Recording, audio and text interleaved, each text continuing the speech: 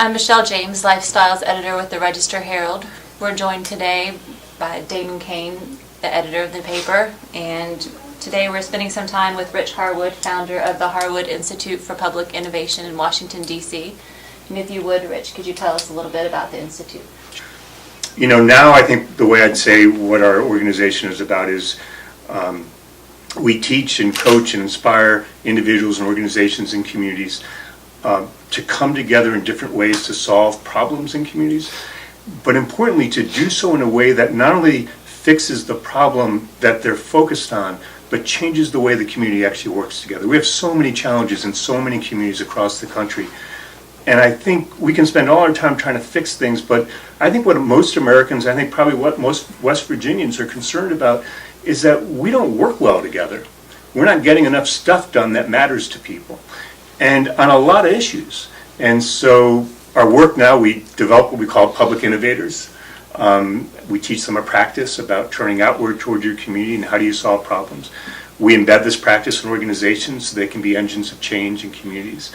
And so our work has spread to thousands of communities across the U.S. now and has been pulled into about 40 countries overseas. Impressive. It's been a long haul.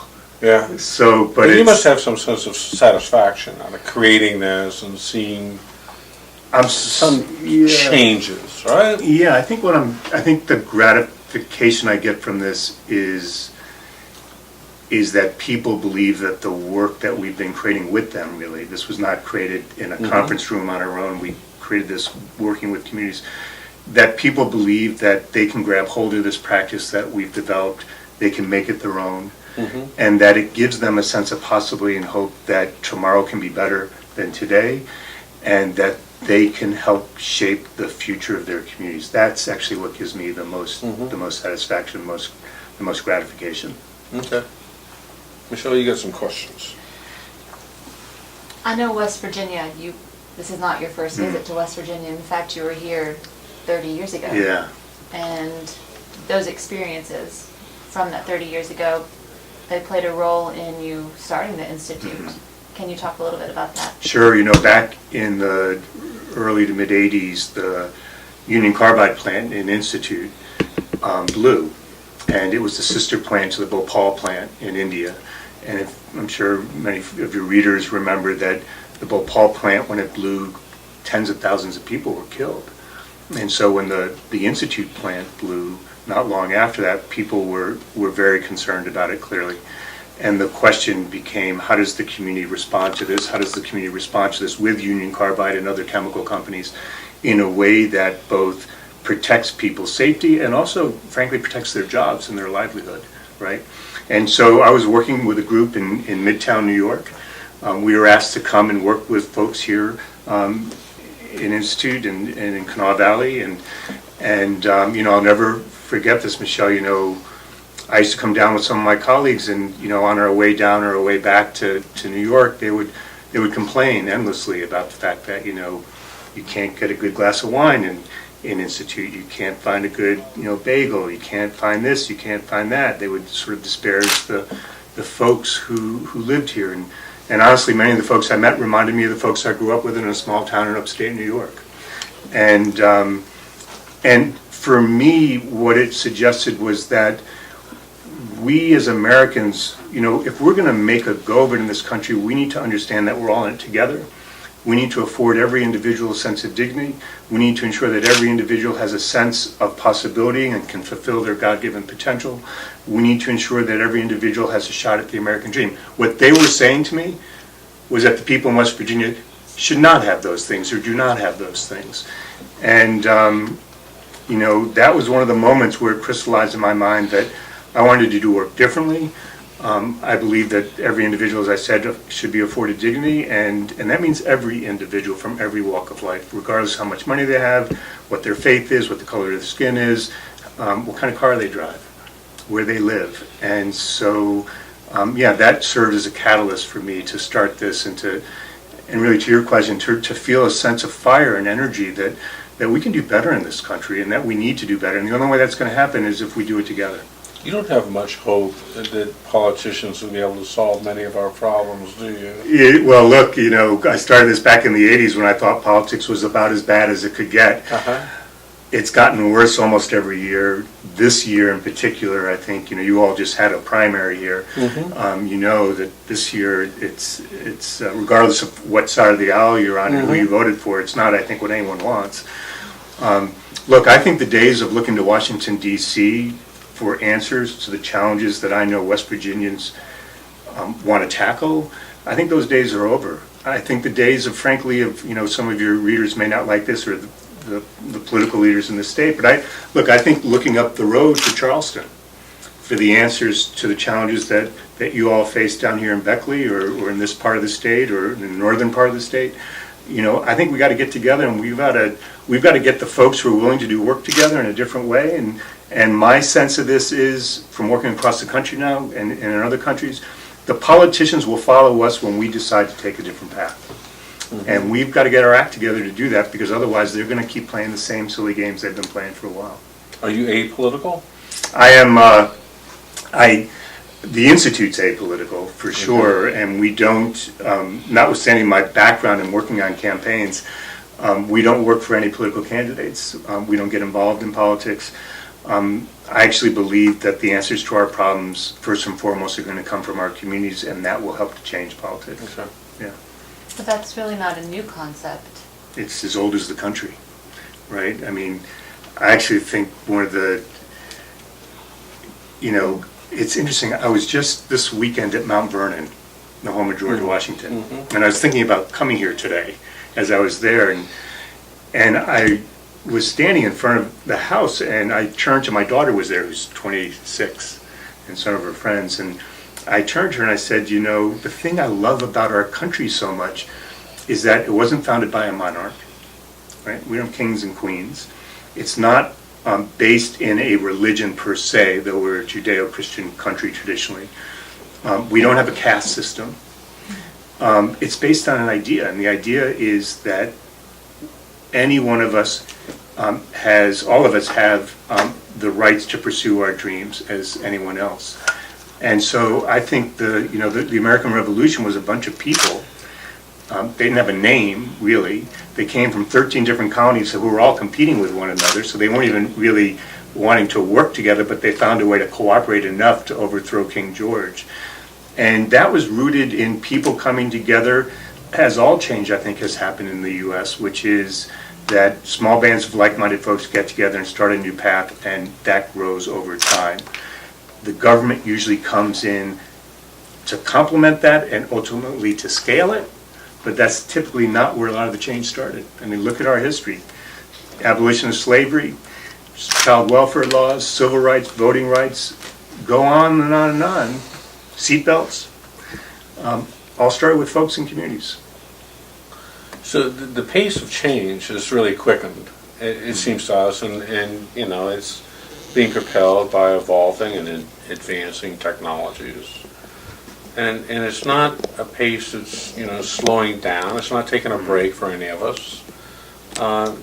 We can't catch our collective breath. What are the inherent problems and challenges for human culture, as opposed to the cold and impersonal technological culture? Yeah, it's funny. A number of years ago, after the Great Recession, I took a walk across the country to interview Americans about their lives and politics and all the things we've been talking about.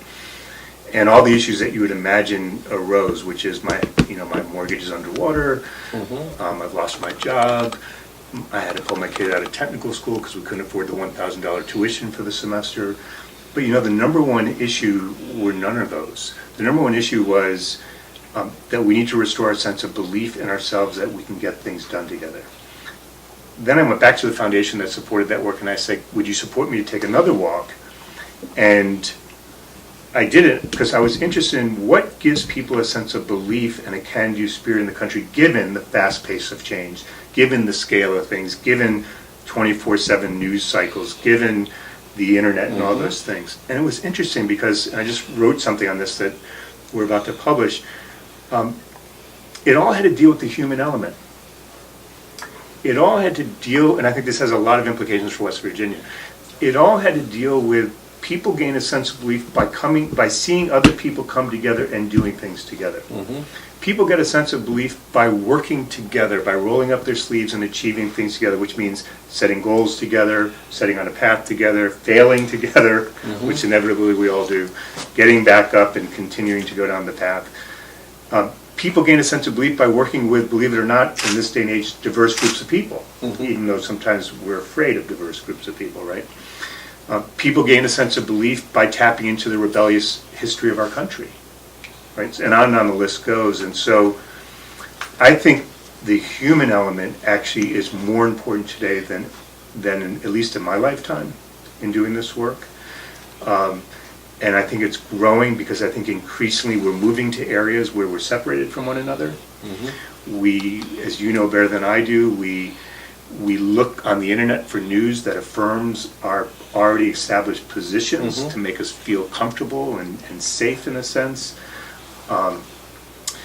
Our kids have these, things that are always in their hand that they're playing with and stuff. I've got two kids who grew up that way, and so the question is, I think, how do we reconnect ourselves to one another, and how do we do that productively in a way that is not only a form of entertainment and pleasure, but actually helps to rebuild the country? And how do you do that in an election year when, the gulf between the two sides, and there are two clear sides to our political lives in this country, and the gulf is getting wider, it seems to me. Yeah, we actually have a framework called the 5 stages of community life. Every community is in one of them. It applies to individual communities, to a state like West Virginia, or to the country. And our politics right now would be in the second stage called impasse. Everything's at a loggerhead. And actually at impasse, people reach for extremes, which is what we're seeing, right? Because they don't believe any other possibility exists. And when you're sort of pushed into a corner, you come out swinging, right? So, that's fascinating. Right, so, and then the question becomes, so how do you get out of an impasse? And it's interesting, communities or states, areas, countries come out of impasses not by passing monumental laws usually. Sometimes that happens, but it's an aberration. And if it happens, like with Obamacare, it's highly contentious and potentially not sustainable. Right? Social Security reform back in the 90s under George W. Bush, same issue, never got passed. Right? Immigration reform, same thing. So out of an impasse, and this has implications for West Virginia, because you're in a bit of an impasse as your state politics and other things. What we need to do is we need to find small actions that are doable, achievable, and that we can actually see and touch and feel. That may not create the transformational change that we want, but there's no support for transformational change right now anyway. So the question is, how do you focus on these areas that will give us some sense of confidence that we can actually come together and get things done? And the way to do that is not to get everyone around the table, which is what grad schools and all these other fancy places tell you to do. The thing we got to do is what common sense would tell you to do, what you did in Iowa and your family did in Iowa, and what you did growing up here, which is, you get folks who are ready to go. That's likely not everyone during an impasse. It's actually a few people. And you set down a path and you start to do things, and then other people will see you doing that and they'll start to do it, and then other people, and that's how we begin to get the ball rolling in a better direction. So right now I think the challenge for our political leaders and for our civic leaders, so the group Rise Up Southern West Virginia is going to face this challenge, because our impulse is to do these large things, but we don't have the support or the capacity a lot of times to do them. So we've got to start where we've got to face reality, accept it, embrace it, and then say we're going to change it, but we're going to change it by moving ahead on the things we can do. It sounds like what a politician was talking about, and I can't think of his name, but he's a moderate to conservative Democrat, and he was asked as part of the story, would you work with a President Trump if it came to that? And he said, I think it would probably be a 20-80 kind of deal. I think we could find 20% of things that we could work together on. But 80%, not so much. Right. Well, I think your senator from West Virginia said that, right? The former governor. And look, I think he's right. I think we can spend all our time, as we have for much of the last 8 years, denigrating people, demonizing people, cooking up stories that are rooted in fantasy. Or, as your senator has said, we can find the 20% that we can do some business on. What we know is, if we don't start with that 20%, we will never get to the other 80%. But if we start with the 20%, we might be able to peel off another 5 or 10%. And then over an extended period of time, we actually might be able to make some progress. And I think that's what we got to get back to. That's fascinating. So, here you are, and thank you for coming. I'm thrilled to be here. We need you. Yeah, no, I'm thrilled to be here. I'm thrilled to be here. And so you're back in West Virginia, and you're going to be leading, essentially, coming together of people. We're going to talk about abject childhood poverty, which is something that's as old as the mountains here, it seems. Why hasn't this been solved? Why are we here with abject poverty? It's a great question. I don't really pretend to have the answer, honestly. I mean, a former mentor of mine... How do we find our way? How do we feed the children? Yeah, so that's easier. But Okay. as a former mentor of mine used to say, if we had known the answer, we would have done it by Yes, now. right. So I think what I always say when we're developing these public innovators, there are lots of things you need, but fundamentally, you need 2 fundamental values. One is a sense of courage to step up and face reality and put a stake in the ground and figure out how we're going to feed these hungry kids, for instance. But I think along with that, we need something else that we don't talk enough about in our country, and that is a healthy dose of humility.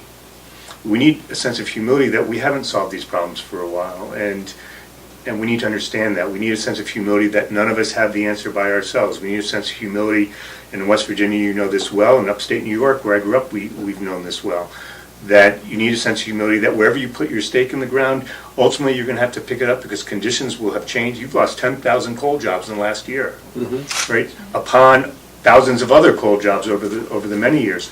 But that's a shock, right? When I was working in Flint, Michigan in the 90s, they were losing 10,000 jobs at a clip also with the auto industry. That people become traumatized over things. That's not an easy thing to absorb. So here's my answer. I think, you've got a range of challenges here. So there's no shortage of things to work on, which means that it would be easy to try to work on everything at once. That would be the kiss of death, because that's not going to work. You don't have the resources, the capacity of the public will to do it, and they're too big. So the question becomes, where do you start? That, to me, is the big question. And what I always counsel people on is, we need to peel off things that matter to people. So too many of our politicians are focused on things that don't matter to people, that won't make a bit of difference in their lives. So we've got to push that away. My sense is don't let them in the room until they're willing to do business differently. But we've got to focus on things that matter to people, because they need to know if we're going to regrow people's belief, it has to be rooted in things that matter to them so that they can see it, right? Second, we need to take on challenges that we can see. So childhood hunger is probably a good one, right? We need to also act on things where collectively, where individually any one organization or any one family or any one church couldn't do these things on their own, but collectively we could make a dent. So what if we decided to come together as Southern West Virginia and said we're going to tackle childhood hunger, not childhood poverty, that's down the road, but childhood hunger. We got to make sure kids are going to school fed. They can't learn if they're not fed. So what if we came together, churches and the United Way and other groups, hospitals, we all have a role to play in this. And we decided that we're going to work collectively on this challenge. And we're not going to try to get everyone around the table at first. We're going to get around the folks who want to do business differently. And we're going to keep the door open. Because what I know is when people see us starting to get some traction, they're going to want to come in. Because everyone likes to join a successful thing. And a thing that's growing belief. So what if we started with something we could win at, that was doable, that mattered to people, and that people could really see a difference in their daily lives. And for me, in Southern West Virginia, we got to get together and we got to figure out what that is. And you can't send a couple of leaders off to decide that themselves. We gotta engage the community, which you've done here. And we've got to get a cross-section of leaders together, and then we got to start out doing it. And then last thing, there's a long answer, but last thing. Metrics is the big thing, right? Every funder and every group wants metrics. I'm all for them. But how about if we tried doing this? What if we tried to set some metrics that didn't say that we were going to solve the world's problems by next year? It's not happening. And when we set those metrics and we don't deliver on them, all it does is increase skepticism and cynicism and a sense that we can't do anything. So what if we set some metrics that actually were realistic and reasonable and let us know that whether or not we were on the right path, but not that we'd solved all the problems of childhood hunger. It's not happening anytime soon. But we can make a dent. We can reset the trajectory and be on the right path. We can create a greater sense of possibility and hope. How about if we did that for a change? It seems to me like you're trying to teach a model of collaboration, cooperation, how to achieve success, even in small measure. Is that fair? Yeah, I want to teach a sense that, so in an operational way, yes. For me, as we've talked about, it then goes deeper than that, because I think what people, the reason why I'm in this work is because I believe as I said, I believe every person should have a sense of dignity. I believe our communities need a sense of possibility and hope, and I believe that I think we are stronger and healthier when we make community a common enterprise. Okay. And so for me, that's at the core of this, those ideas. We talked a little about coal and it's collapsing. As you said, and it's obviously it's in trouble, and as the jobs disappear, it takes other industries with it. But even when the industry is here, it's not for everyone. Right. But how can we as the community how can we change what has been up to this point a very dismal job outlook? I know tomorrow they're going to talk about the what's next West Virginia, and conversation and jobs was on that discussion. So you're going to encourage the community to come together to improve jobs. How can they do that? Well, so this goes really back to your last point. Our work is about how do we create the conditions in communities so communities can be successful, so that the people who know how to create jobs can come together and we'll have the right leaders, the right organizations, a sense that we want to move in a certain direction, right? So I wish I could wave a magic wand and say I have a solution to jobs. What I know in a place like Youngstown, Ohio, in northeastern Ohio, which is, like the region of southern West Virginia in its own way, they lost steel jobs and other heavy industry jobs. It was a 30-year decline, as you're experiencing here. They hit rock bottom as we were starting to work with them, much like Flint. What I can tell you is 10, 15 years later, their economy is starting to be rejuvenated, but it took a collection of a lot of small steps. It took the libraries, for instance, the head of the library system there for Youngstown and Mahoning Valley, used our work to rethink what the role of the library is, and they started to bring people together to deal with financial literacy issues, to deal with childhood issues, to deal with the digital divide issues, right?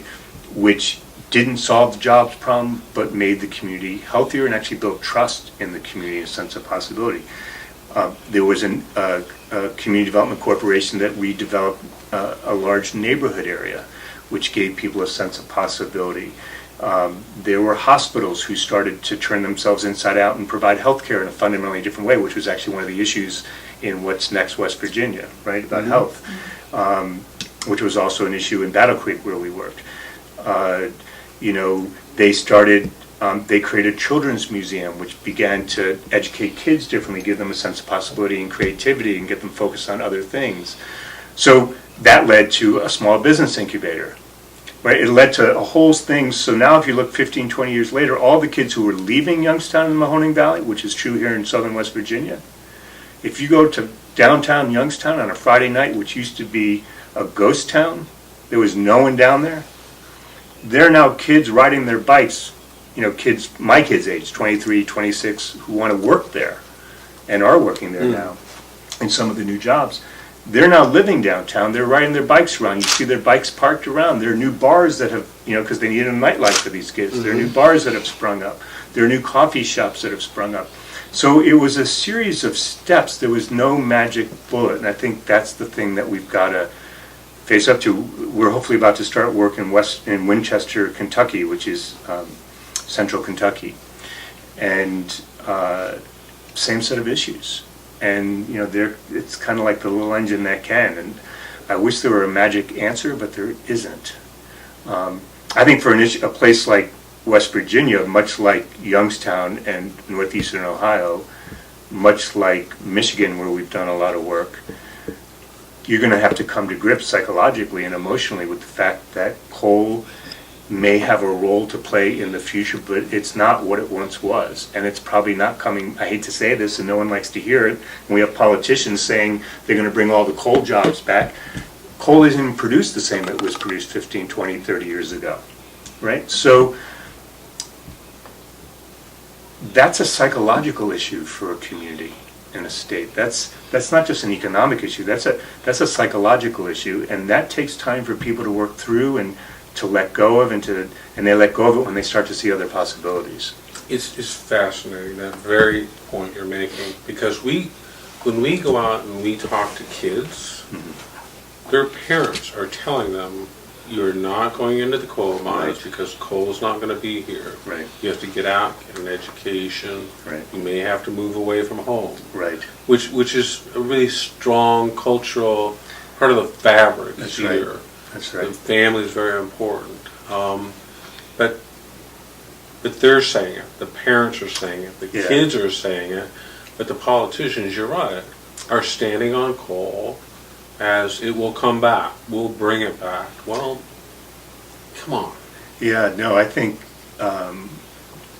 look, I think for politicians, I work for a lot of them, right? I think for politicians, really, Michelle, to your question, they don't have an answer, right? Because there is no easy answer, right? We've got to roll up our sleeves and get to work on some of this stuff.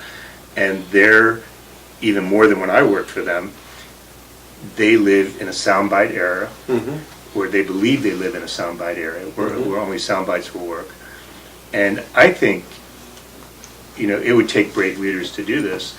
I think people are waiting for political leaders who will level more with them, but also help to develop a path forward. And that's a tough road to hoe. It's not the easiest thing to do right now. I don't think most politicians doing that today would succeed, which I think goes back to the earlier part of this conversation, which is, we've got to engage those parents. We've got to engage those students who are, those kids who are saying, we have a different future in mind. And that future is rooted in a set of aspirations. Okay. And that's why we need really strong civic leaders. That's why we need the local United Way. That's why I still believe we need really strong newspapers and news media and public media, because we need to gin up these discussions so people can engage in them and feel a sense of possibility. Absolutely. Michelle? You hit on it a little bit about in Akron and people leaving, and now they're coming back. In Youngstown, In Youngstown, I'm sorry, and that's happening here. And sometimes this is close to me because sometimes I feel like I'm one of the last of my friends who are here. They're out of state. They're in other countries often. And these are the people that we need to fight. These are the people that we need to put gloves on and to go to battle. Yeah. So what do we... Yeah. Well, first of all, I think you're absolutely right. It is a fight. So that's why I flinched a little when you talked about cooperation, because I think too many people in the civic arena that I work in the political arena, want to bring people together around a table and hold hands and sing Kumbaya. And I don't think that's what this is about. I actually do believe this is a fight. It's a fight for what kind of community life we're going to have and how we're going to work together, and it's a fight for what it means to win in communities. And there are too many people who are invested in the status quo, and there are too many people who don't want to change the way things get done, and so forth. So, one is I agree, it's a fight. Second, what I would say is everything I know says that those folks will come home when they start to see positive progress. And so the goal is not to try to convince scores of them to come home. It's to try to convince enough allies to come home to join the fight, much like the American Revolution, right? I mean, there was small bands of people who decided to get together and sort of fight together. So you need to find folks your age and younger and older. That's okay. Who? Thank you. Listen, well, we're at the old age, so there is no one older than us. So it's all we're on the other side of the curve. Oh, thank you very much for that. But I'm glad you're here, Damon. yeah, but and look, I think the more we can set some reasonable goals that inspire people, and the more we can begin to start to take action on those, I would be actively recruiting those folks through Facebook, through Twitter, and other things. And I mentioned this just a little before, but the narrative of communities, I'm going to talk about this at Rise Up Southern West Virginia. The narrative of communities is the greatest hidden factor about when that communities move forward. And I would bet that West Virginia has a pretty negative narrative right now about what's possible, about what's happened, about what's happening, about what might happen down the road. You're not going to turn that narrative around overnight. And I don't believe in hiring public relations firms to come in and help you do that, because people are going to feel like they're being sold a bill of goods and they're being manipulated like they are by politicians. But I think one of the things that Rise Up Southern West Virginia can do is shine a light on those things that are working, and there are things working here. And there could be many more things that are working here, and that's what contributes to people gaining a sense of possibility and hope that we can actually change the trajectory. And so when people start to hear that outside of Beckley and Southern West Virginia and West Virginia, and they're going to say, my sense of folks who are from West Virginia is they love this state, right? There's a deep affection, as you were saying, deep cultural attachment to this state. And you'll be able to get your fair share of folks who want to come back and help. It's fascinating. We were talking about this just before you came in today, and Michelle was talking about all the folks who've gone elsewhere for employment, or they've lost hope for finding anything that's for them here. And yet, for an outsider like myself to come here, I just see so much potential here. I see great things that could happen in this state, given its natural resources, given its beauty, giving a population that has been incredibly welcoming to me.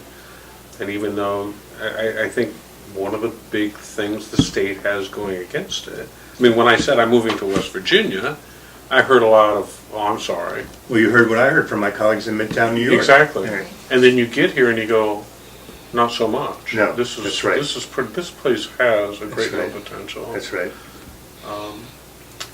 I'm not sure how you convince others. I mean, the state has an image problem. It does have an image problem, and some of that could be affected by some new slogan or new ads, but West Virginia's had those for years, right? I mean, you've tried many things like that. I think those things change, as it is in northeastern Ohio right now. Those things change when there are proof points that change is real, and it's not manufactured, and it's not being manipulated, and it's not being hyped by PR firms. And some of that, as I said, exists already. I think it may be invisible to a lot of people because we are so focused on the negative right now in this country. We are so focused on what we don't have. We're so focused on how things haven't worked. There are things that are working here in West Virginia. We've got to find them and shine a light on them and get folks. West Virginia has a great culture of storytelling, right? We've got to get folks telling stories. Real stories, not hype stories, real stories rooted in West Virginia culture, but that connects the future, not just the past. We then have to set our sights on some of these reasonable goals that I was saying, and we've got to accomplish some new things that show that we can do things together and be successful at them. Not totally successful, not wildly successful, just successful.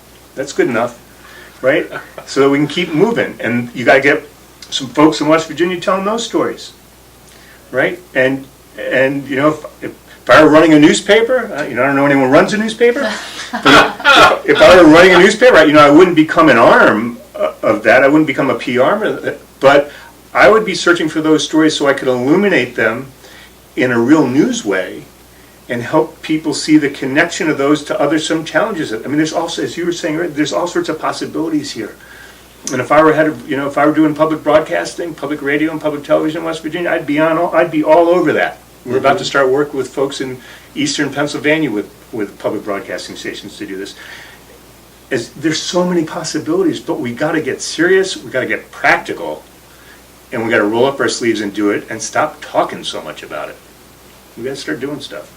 That's terrific. And that's a good place to stop. We've taken a lot of your time. It's been wonderful. And we really Thank you. appreciate you stopping by. Good luck tomorrow. Thank you. We believe in what you're talking about. There are possibilities here. We need some successes. Right. And just a success will be fine. Right, exactly. Thank you. Good to see you. Thanks. Thank you so much. Thanks.